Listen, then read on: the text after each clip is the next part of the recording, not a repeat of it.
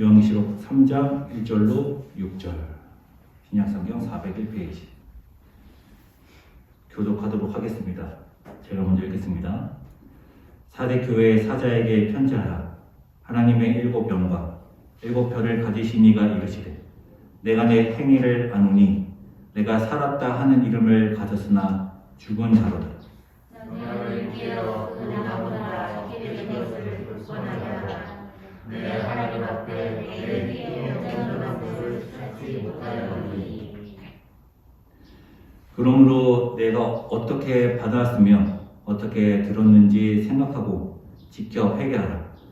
만일 일깨지 아니하면 내가 도둑같이 이르리니 어느 때에 내게 이르는지 내가 알지 못하리라. 그러나 사이에 그 옷을 더럽히지 아니하는 자 영년에게 있어 흰 옷을 입고 나와 함께 다니니 그들을 합당한 자이니가 보라.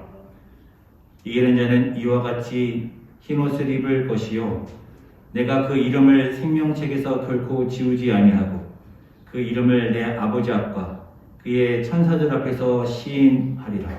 그의 자녀의 성령이 너희들에게 하시는 말씀을 들을지어다. 아멘. 오늘은 사대교회에 대해서 함께 나누도록 하겠습니다. 사대교회는 5번째 교회입니다. 첫 번째 교회가 에베소, 소마나, 보가모, 두아디라, 그리고 오늘 5번째 교회 사대교회입니다. 사대교회 사자에게 편지하라. 하나님의 일곱 영과 일곱 별을 가지신 이가 이르시되, 예수님을 이렇게 소개하고 있는데요. 이렇게 소개하는 것은 에베소 교회와 비슷해요. 에베소 교회 사자에게 편지하라. 오른손에 있는 일곱 별을 붙잡고 일곱 금 촛대 사이를 거니시는 이가 이르시되. 인사말이 이렇게 에베소 교회와 비슷한 것은 사대 교회가 에베소 교회가 겪고 있는 잘못을 비슷하게 겪고 있었기 때문입니다. 에베소 교회는 뭘 잘못하고 있었죠? 처음 사랑, 처음 행위에 대해서 그것을 지키지 못하고 있었어요. 처음 사랑, 처음 행위는 뭐였습니까? 증언하는 사명을 감당하지 못하는 것이었죠. 그러니까 사대교회도 무엇을 못하고 있느냐? 증언의 사명을 감당치 못하고 있는 거예요. 그래서 내가 내 행위를 아노니 내가 살았다 하는 이름은 가졌으나 죽은 자로다. 사대교회는 살아있는 이름을, 살았다 하는 이름을 가졌지만 죽은 자다라고 하는데요. 다른 번역본 보니까, 새 번역 보면 나는 내 행위를 안다. 너는 살아있다는 이름은 있으나 실상은 죽은 것이다. 쉬운 성경. 나는 내 행위를 알고 있다. 사람들은 내가 살아있다고 하나 사실은 죽은 자와 다름없다. 쉬운 성경으로 보면은 다른 교회들이 사대 교회를 봤을 때는 문제가 없어 보이는 거예요. 그런데 사실은 영적으로 죽은 상태다라는 것이죠. 우리말 성경. 나는 내 행위를 잘 알고 있으니 너는 살아있다는 이름은 가지고 있으나 실은 죽어있구나. 종합해 보면 사대교회가 겉으로 보기에 본인들이 스스로 생각하기에는 문제가 없는 거예요. 그런데 실상 영적으로는 죽은 상태인 것이죠. 그러면 무엇이 심각한 것입니까? 문제가 심각한데 본인들은 모른다라는 것이 심각한 문제인 것이죠. 보면은 처음에는 그 교회에 대해서 칭찬하시거든요. 에베소 교회에 칭찬한 것을 보면은 내가 내 행위와 수고와 내 인내를 알고 또 악한 자들을 용납하지 아니하는 것과 자칭 사도로 하되 아닌 자들을 시험하여 그의 거짓된 것을 내가 드러낸 것과 또 내가 참고 내 이름을 위하여 견디고 게으르지 아니한 것을 아노라. 에베소 교회 같은 경우에 칭찬이 굉장히 많죠. 내 행위, 수고, 인내, 그리고 거짓된 가르침을 드러내고 그리고 참고 견디고 게으르지 않았다. 에베소 교회와 비슷하다 말씀드렸는데 에베소 교회는 굉장히 많은 칭찬을 하고 있고요. 서머나 교회 같은 경우에 내가 내 환난과 궁핍을 알거니와 실상은 내가 부유한 자니라. 서머나 교회에 있는 환난은 경제적인 환난이었어요. 그래서 경제적인 환난을 겪어서 그 공동체가 궁핍했던 것이죠. 그렇지만 영적으로 너희는 부유하다 이렇게 칭찬을 하였습니다. 버가모 교회 같은 경우에는 내가 어디에 사는지를 내가 아노니 거기는 사탄의 권자가 있는 데라. 내가 내 이름을 굳게 잡아서 내 충성된 증인 안디바가 너희 가운데 곧 사탄이 사는 곳에서 죽임을 당할 때에도 나를 믿는 믿음을 저버리지 아니하였다. 버가모 교회 같은 경우에는 증인의 사명을 감당하다가 순교까지 당한 거예요. 에베소 교회 같은 경우에는 칭찬도 많았지만 증인의 사명을 감당하지 못했다라고 책망하셨는데 버가모 교회 같은 경우에는 증인의 사명 때문에 순교까지 당한 교회였습니다. 도와지라. 내가 내 사업과 여기 사업은 행함이다라고 했었죠. 내가 내 행위와 사랑과 믿음과 섬김과 인내를 아노니 내 나중 행위가 처음 것보다 많도다. 에베소 교회 같은 경우에는 처음 행위를 잃어버렸다라고 하는데 도아디라 같은 경우에는 처음 행위보다 나중 행위가 더 낫다라고 칭찬하고 있어요. 그런데 사대교회 같은 경우에는 어떻습니까? 칭찬이 아예 없어요.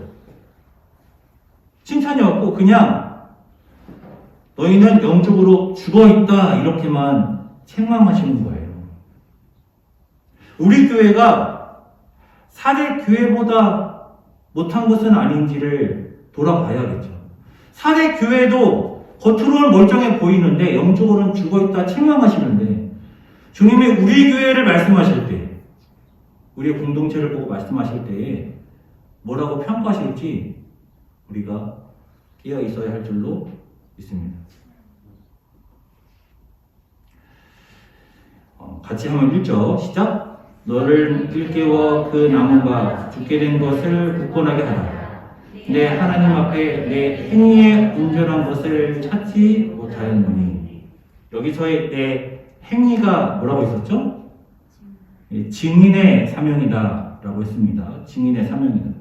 증인의 사명이다라는 말이 없는데 뒤에 가면은 내 행위가 증인의 사명이다 라는 것이 나와요.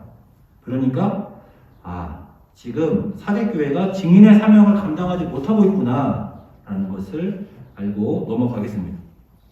증인의 사명, 그 행위를 되찾아라. 에베소 교회도 처음 행위를 되찾아라 라고 했었고 사대교회를 향해서도 내 행위를 찾아라 라고 하시는 것이죠. 그러므로 내가 어떻게 받았으며 어떻게 들었는지 생각하고 지켜 회개하라. 만일 일깨지 아니하면 내가 도둑같이 이르리니 어느 때에 내가 내게 이르는지 내가 알지 못하리라. 주님께서 도둑같이 오신다 라고 하시는데요. 비슷한 말씀 한편 보죠. 마태복음 24장 42절. 그러므로 깨어있으라. 어느 날에 너희 주가 임하는지 너희가 알지 못함이니라. 너희도 아는 바니 만일 집 주인이 도둑이 어느 시각에 올 줄을 알았더라면 깨어있어 그 집을 뚫지 못하게 하였으리라. 이러므로 너희도 준비하고 있으라. 생각하지 않은 때에 인자가 오리라. 주님의 재림하심이 느닷없이 일어나니까 늘 깨어서 주님의 다시 오심을 준비해야 된다 이런 말씀이죠. 비슷한 말씀 같은데 다른 게 있어요. 뭐가 다르냐면 주님의 인자심이 갑자기 임한다라는 말씀은 예수님의 재림의 때가 갑자기 임한다 그 말씀인데 오늘 본문은 어떠냐면 회개하라. 만일 일깨지 아니하면 조건이 붙는 거예요. 너희가 회개하지 아니하면, 깨어나지 아니하면 내가 도둑같이 갑자기 임하겠다. 이런 말씀인 거죠. 우리가 요한계시록 앞에서도 나누었지만 예수님의 재림하심은 최종적 재림하심, 마지막 심판의 재림하심이라고 알고 있는데, 그 전에도 예수님이 오실 수 있다라고 했었죠. 예수님의 최종적 재림하심이 아직도 오지 않았는데 사대교회에게 내가 느닷없이 올 수 있으니까 속히 회개하라, 이런 말씀이잖아요. 그러면 사대교회가 어떻게 예수님이 느닷없이 임할 수 있으니까 회개하지, 이렇게 생각할 수 있겠어요? 최종적 재림 전에도 예수님이 사대교회에 임하셔서 심판하실 수 있는 거예요. 예수님께서. 그래서 재림 예수가 아직도 임하지 않았으니까 멀리 계신 것처럼 느껴지지만 사실은 오늘도 우리에게 찾아올 수 있는 가까이 계신 예수님이다 라고 했었죠. 우리를 위로하기 위해, 우리를 책망하시기 위해 우리에게 오실 수 있다. 부활 승천하신 예수님이 하나님의 우편에 계시지만 바울에게도 찾아가셨고, 또 요한계시록을 쓰도록 요한에게도 찾아가셨어요. 물론 특별한 사건이지만. 그러니까 사대 교회에도 재림 전에 찾아가실 수 있는 것이고 우리에게도 재림 전에 찾아오실 수 있는 거예요. 하나님의 우편에 계시니까 멀리 계신 예수님이구나, 성령님만 우리의 가까이 계시구나가 아니라 예수님도 언제나 오실 수 있다. 그런 것을 말하고 있다라고 했었죠. 자, 4절 말씀 같이 읽죠. 시작. 그러나 사대에 그 옷을 더럽히지 아니한 자 몇 명이 내게 있어 흰 옷을 입고 나와 함께 다니리니 그들은 합당한 자인 넘거라. 사대교회가 증인의 사명을 감당하지 못하고 있는데, 그런데 증인의 사명을 감당하고 있는 이들이 있다라는 거예요. 그런 소수가 있다. 사대교회에 그렇게 증인의 사명을 감당하는 소수가 있다. 그 증인의 사명을 감당하고 있는 자를 향하여 뭐라고 합니까? 흰 옷을 입고 있다라고 하죠. 흰 옷을 입고 있다. 그러니까 증인의 사명을 감당한다라는 것은 흰 옷을 입는 것이다라는 거예요. 요한계시록 14장 4절을 보면 이 사람들은 여자와 더불어 더럽히지 아니하고 순결한 자라.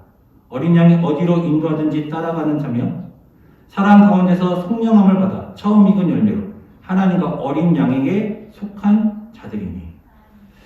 흰 옷을 입었다라는 것은 여자와 더불어 더럽히지 아니하고 순결한 자다라는 거예요. 왜 옷이 하얗냐? 깨끗하기 때문에. 더럽혀지지 않았기 때문에.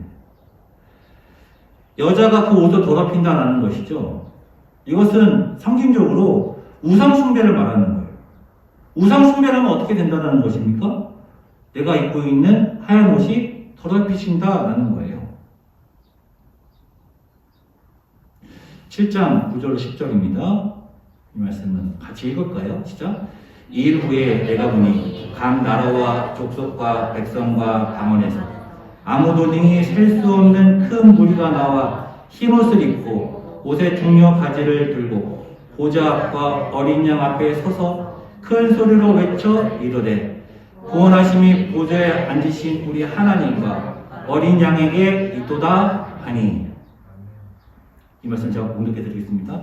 장로 중 하나가 응답하여 나에게 이르되 이 흰옷 입은 자들이 누구며 또 어디서 왔느냐? 내가 말하기를 내 주여 당신이 아시나이다 하니 그가 나에게 이르되 이는 큰 환란에서 나오는 자들인데 어린 양의 피에 그 옷을 씻어 희게 하였느니라. 흰옷은 어떤 옷입니까? 흰옷은 환란을 이긴 옷이에요.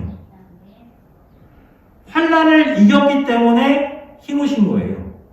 우상 숭배하지 않아서 흰옷인 것이고 환란을 이겼기 때문에 흰옷인 거예요. 우리가 나누었던 에베소, 소모나, 보가모, 두아디라, 오늘 나누고 있는 사대 교회까지 비슷한 환경에 있어요. 황제 숭배를 해야 되는 상황이었고 우상 숭배와 경제가 엮여 있어서 경제 활동을 하면 저절로 우상 숭배가 되는 그러한 상황이었어요. 그래서 내가 그리스도인인 것을 드러내도 경제적 손실이 오고, 그리고 경제적 손실을 보지 않으려고 경제적 길드에 들어가면 또 우상 숭배를 하게 되는 비슷한 상황이었단 말이에요. 그래서 어떤 교회는 교리적으로 타협하는 것이죠. 내가 이 조합에 들어가고 경제적 활동해도 이건 우상 숭배 아니야. 나는 믿고 있잖아. 이런 식으로 타협하며 우상 숭배하는 교회들이 있었고, 그리고 아예 내가 그리스도임을 드러내지 않는 사람들도 있었던 것이죠. 그러면 경제적 손실이 오니까. 그리고 그러한 경제적 손실, 그러한 경제적 환란이 곧 끝날 것처럼 보이지 않고 앞으로 더 지속되고 더해질 것 같단 말이에요. 조금만 참으면 되겠지가 아니라 언제 끝날 것 같지도 않고 오히려 더 나빠질 것 같으니까 계속 타협하고 싶다라는 유혹이 있는 것이죠. 우상 숭배를 해도 괜찮은 거 아닌가라는 타협하고 싶은 유혹. 경제적 손실이 싫다라는 그러한 유혹. 그래서 환란, 우상 숭배가 지금 다 엮여 있는 상황들인 거예요. 그럼에도 불구하고 타협하지 않는 믿음으로 세상을 이기는 자들이 있었고, 경제적 손실을 본다 할지라도 그 조합에 들어가지 않는 이들이 있었어요. 심지어 자기가 예수님의 제자임을 드러내고 순교당하는 이들도 있었어요. 그러나 대부분의 교회들이 타협하였고 우상 숭배하였고 예수님의 제자임을 드러내지 않았어요.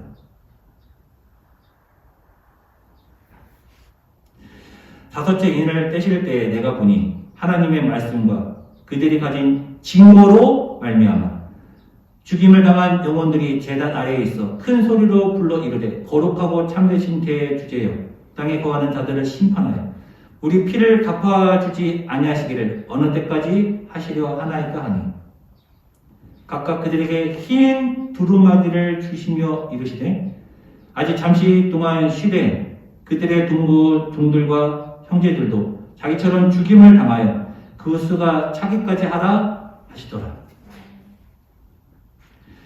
예수님을 증언하였기 때문에 증거하였기 때문에 죽은 영혼들에게 무엇을 입혀줘요? 흰 옷을 입혀준다라는 말이에요.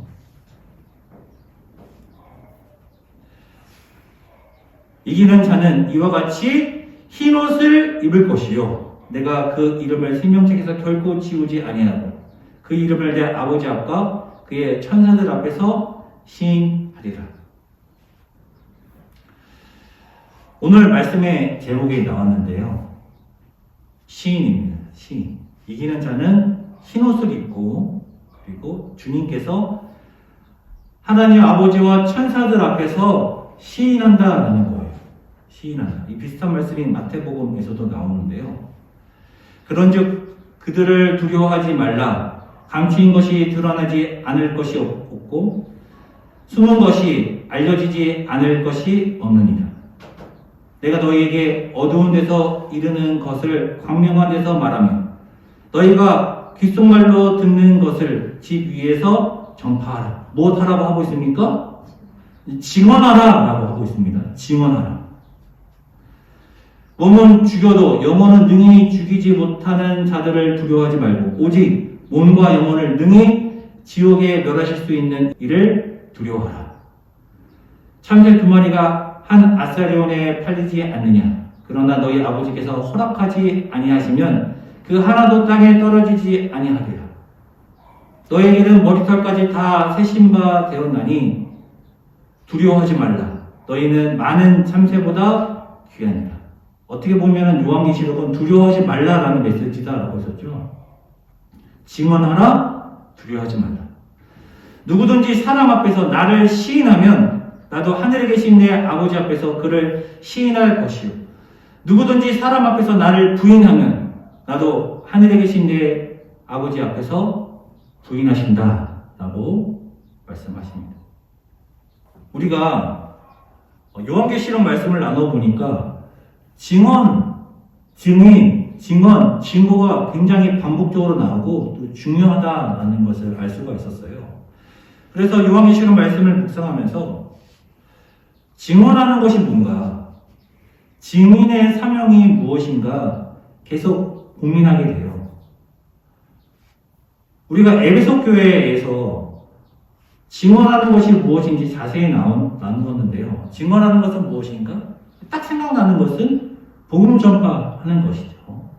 복음 전파하는 것이고 또 빛을 비추는 것인데 착한 행실을 통하여 빛을 비추는 것이다. 그냥 복음만 전하는 것, 그냥 교리만 전하는 것이 증언이 아니라 우리의 착한 행실을 통하여 빛을 비추는 것이 또한 증언하는 것이다 라고 했었고, 요한계시록 같은 경우에는 그런 것도 포함하고 있지만 세상의 죄를 지적하고 세상의 죄를 드러나게 하는 예언의 사명, 예언의 사명을 증언이다 라고 말한단 말이에요. 그러니까 좀 복합적인 것이죠. 증언은 뭐냐?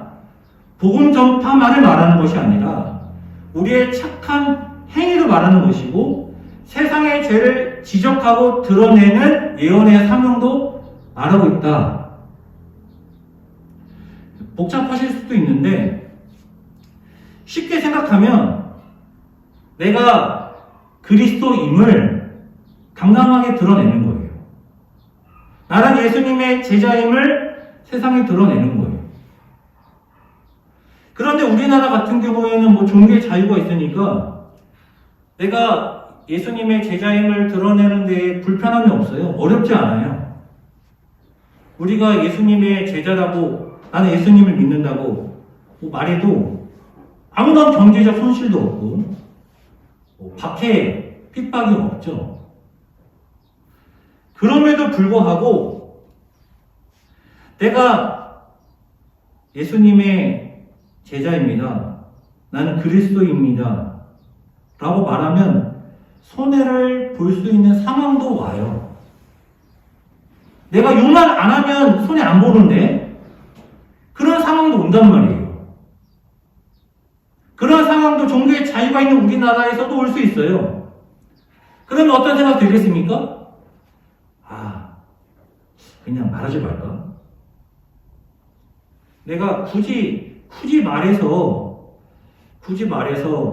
뭐 손해볼 이유가 있나? 그런 생각이 든단 말이에요. 굳이 말해서. 그러니까 지금 이 모든 교회들이, 초대교회, 에베소, 소마나, 보가모, 두아리라, 사례까지 나는 모든 5교회들이 다 비슷한 유혹에 있었고 그리고 대부분 타협한 거예요. 대부분. 그러니까 뭐 지금 한국교회도 그런 상황이 온다면 대부분 타협을 하겠죠.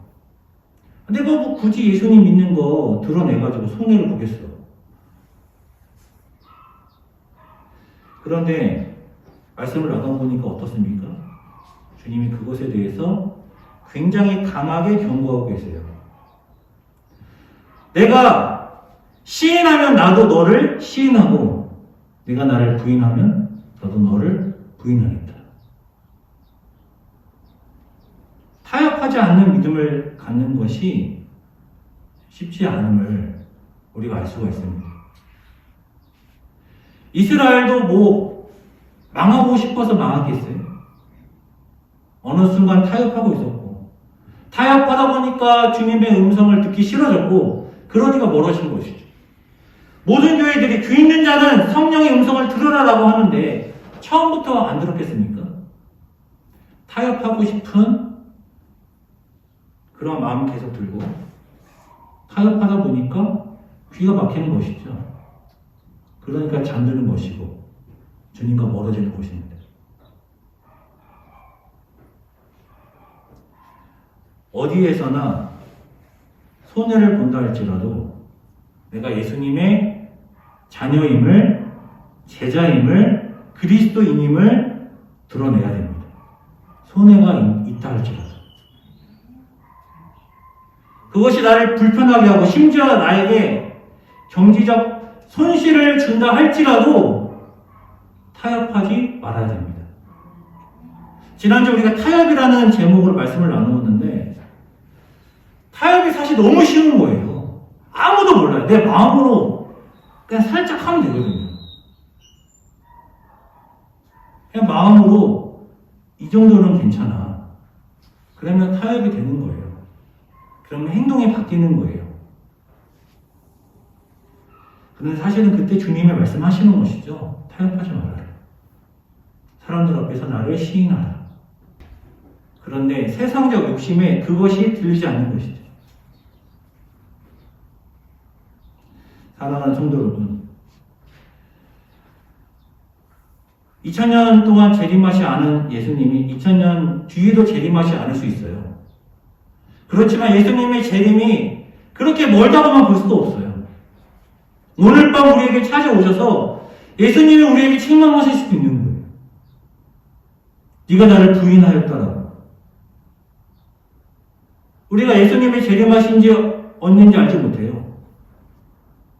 늘 깨어서 예수님의 최종적 재림을 준비해야 되는데 그 전에도 우리에게 오실 수 있다. 오늘 밤에도 우리에게 찾아오실 수 있다. 그러니까 사랑하는 성도 여러분, 주님의 제자임을 드러내고 시인합시다.